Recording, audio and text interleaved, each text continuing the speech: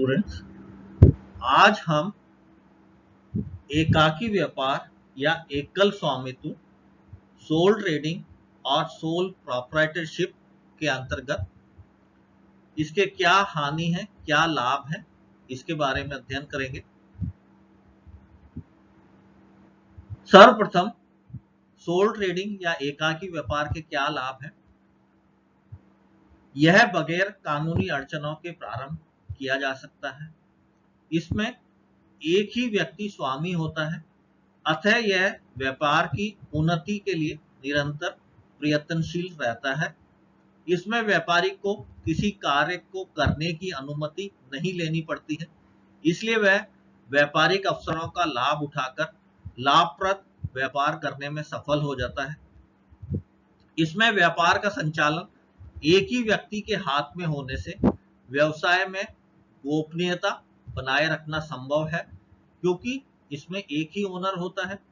सारी कंपनी से रिलेटेड, अपनी इंडस्ट्री से रिलेटेड सारी जानकारियां उसी के पास होती हैं, अर्थात वह अकेला व्यक्ति उन सब चीजों को आसानी से गोपनीय रख सकता है। इसमें व्यापारी ग्राहक से सीधे संपर्क में आता है, अतः वह ग्राहक की रुचियों से परिचित रहता है। इसमें कर्मचारियों के साथ सीधा संबंध संभव है, अतः उनसे मधुर संबंध बनाए रखने में सुविधा होती है। एकाकी व्यापार से होने वाले सभी लाभ मालिक को ही मिलते हैं, इसलिए वह अपनी योग्यता व रुचि से कार्य करता है, क्योंकि उसे पता होता है कि व्यापार में जो भी लाभ होना है वह उसका खुद का ही होगा, और अगर उसकी गलतियों के वजह से व्यापार में किसी भी प्रकार की हानि होगी तो वो भी उसी की होगी। इसलिए जो मालिक होता है वह अपनी पूर्ण क्षमता के साथ उस उद्योग को चलाने का प्रयास करता है। ऊपरी खर्चे कम होने से माल सस्ता बेचा जा सकता है।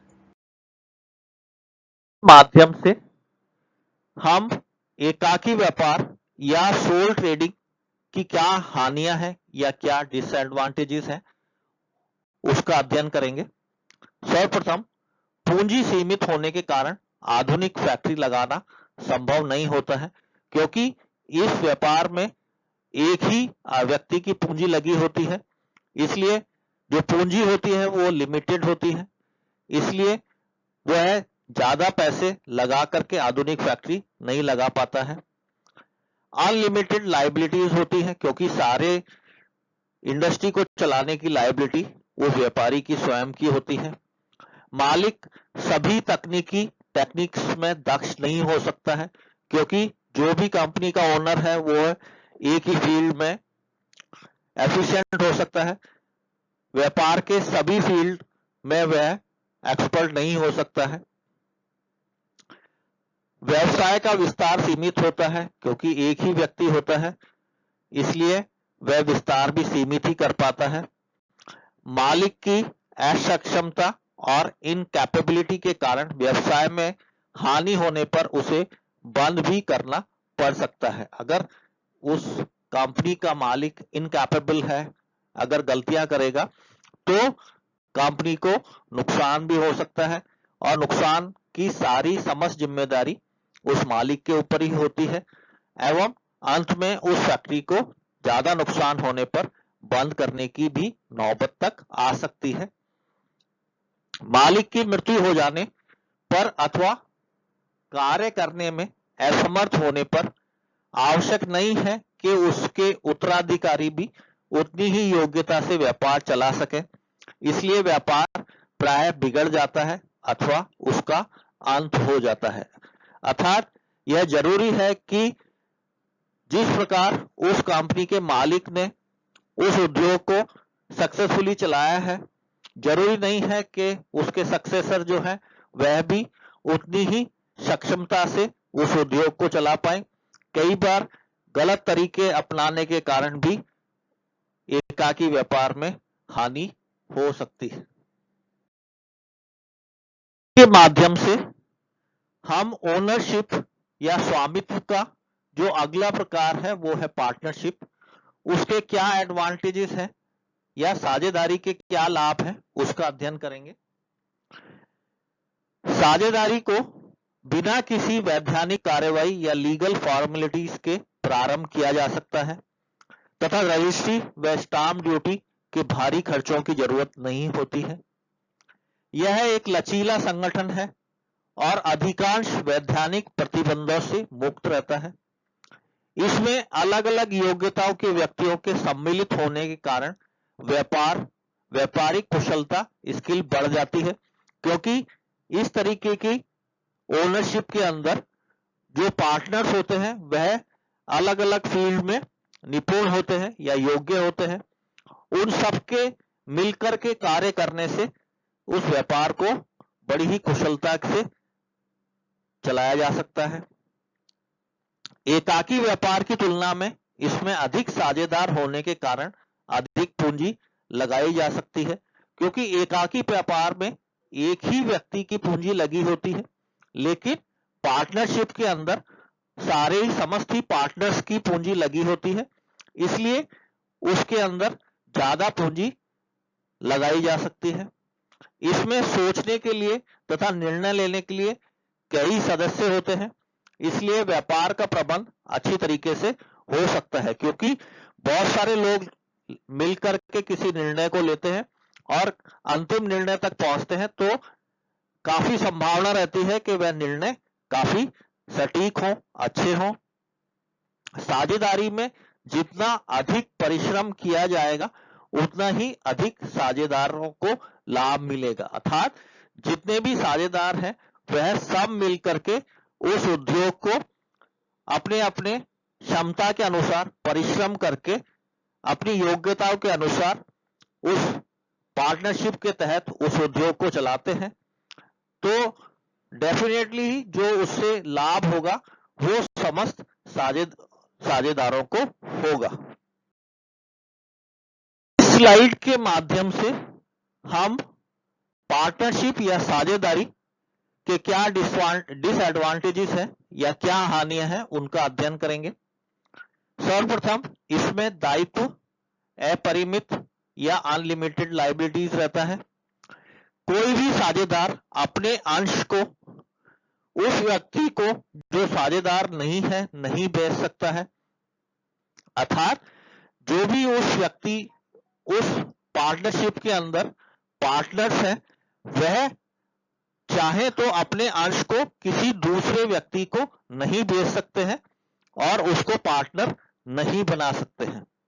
बड़े उद्योगों के लिए अधिक पूंजी जमा नहीं हो सकती है। यदि किसी साझेदार की नीयत खराब हो जाए तो पूरे व्यवसाय को नुकसान हो सकता है, अर्थात कोई भी पार्टनर उसमें से चीटिंग करने का प्रयास करता है तो पूरे ही व्यवसाय को नुकसान हो सकता है। जब भी कोई साझेदार अपनी पूंजी वापस लेना चाहे तो वह पूंजी तभी ले सकता है जबकि साझेदारी का अंत कर दिया जाए, अर्थात कोई पार्टनर उसमें से अपनी पूंजी निकालना चाहता है तो पूरी पार्टनरशिप को ही डिसॉल्व करके नए सिरे से फिर नई पार्टनरशिप बनाई जाती है।